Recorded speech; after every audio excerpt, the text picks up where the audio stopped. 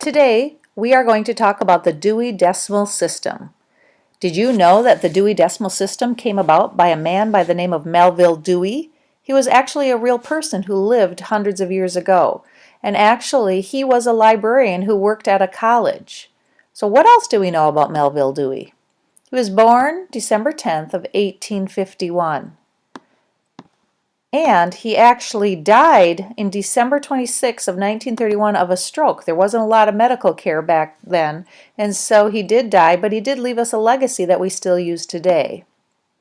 He had actually written several books, and in 1876, Dewey copyrighted the Dewey classification system. Up until that time, what they had to do is they would have to go to the librarian to ask, saying they wanted a book on dogs. He would walk behind the counter and pick one up. Somebody else might want a book on turtles. They'd have to ask him, and he'd have to go find it amongst all the piles.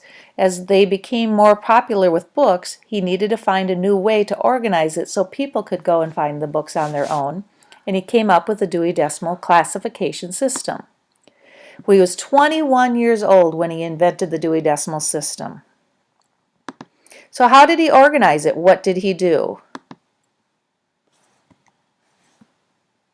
He organized it by deciding 10 different systems is what he needed that he wanted to organize it into. He organized it into the 10 classification system.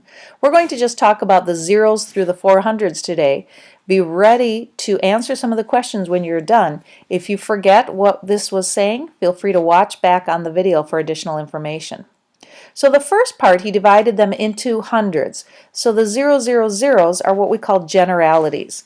Basically, they just mean general. Everything that doesn't fit anywhere else goes into the generalities. He's written a lot of them, and then he divided those into these 100 categories.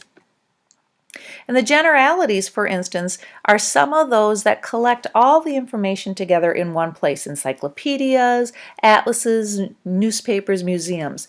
Your most popular ones that you guys might like to use are the ones about Ripley's Believe It or Not, Guinness Book of World Records. If you want stuff about libraries or anything like that, you might find it. This is not a real large category. Not a lot of books are in this, but at least you know within this section are the generalities. The World Records and the Ripleys are in the 031 section. If you look at the 000s or the generalities, they're broken down even further into subcategories.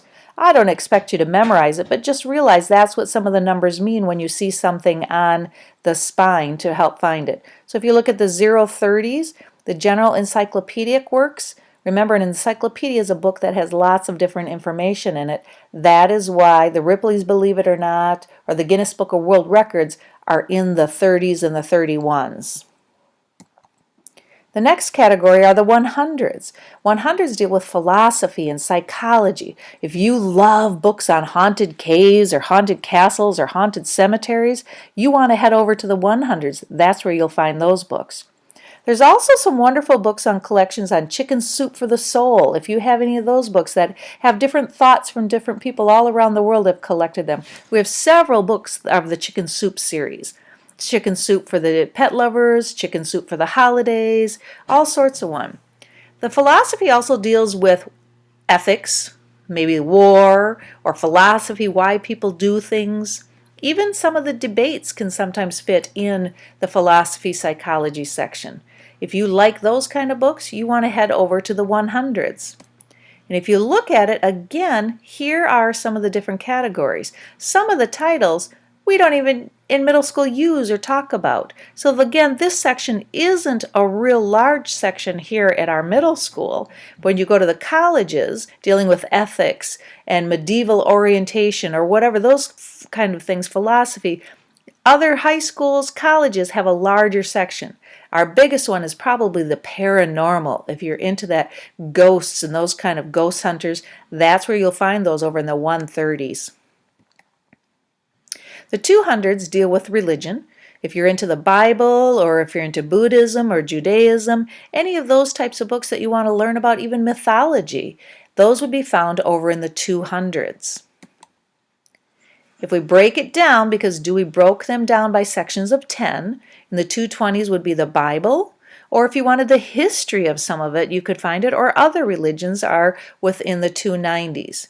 Now again, we don't have a lot in our 200 sections. We do have several different varieties, but if you go, for instance, to a parochial school or a college or high school or campus, obviously their 200s would be broken down into many more categories and a larger collection than what we have. We do have some. If you're interested, head over to the 200s. The 300s are a fairly large collection. When you were in elementary school, the 300s dealt mostly with your fairy tales and folk tales. We again have some of those here at the middle school, or if you want to revisit some from the elementary, we certainly can request those books that you might like. The 300s also deal with holidays and cultures around the world. If you're into any of the military, the Marines, the Navy, the Air Force, this is the section you can go to find out stuff. Also, like the right to civil rights, you might find books with Martin Luther King and the Marching for Freedom, or even Ellis Island, the immigration, looking at those kind of things that are within our history that you might find over in the 300s, dealing with cultures, education, government. Those, if you want anything in that category, head on over to the 300s. Here again, if we break it down into the subcategories, which again, every one of the hundreds are broken down into further categories to be more specific, here's how those are broken down. 398.2 is where you would find the fairy tales, the folk tales, those kind of information, maybe what you're looking for. 350s, that's where we get into that military science, if you're looking for about the Marines and so on. If you're interested in those kind of topics, head on over to the 300s. And our last category today will be dealing with the 400s. If you're looking for any books about languages, this is where you want to go. We do have several dictionaries on sign language or Spanish or German or other things that you might be interested in learning. Come on over to the 400s. Again, when we break it down, this is my job to help figure out which category these languages will go into. If I want a book on Spanish, I'd look over in the 460s. If I want a book on German, I'd have it over to the 430s. But if you could remember, the 400s are where you would find the language books. That's just a little breakdown of the Dewey Decimal System. Go back to your Schoolology, answer the questions, and turn them in. After you've done turning them in, feel free to check out any books that you might need. Feel free to go over to the nonfiction of the Dewey Decimals, see if you can find something that you might be interested in, find a comfortable spot, and enjoy the reading the rest of your time. Have a great day.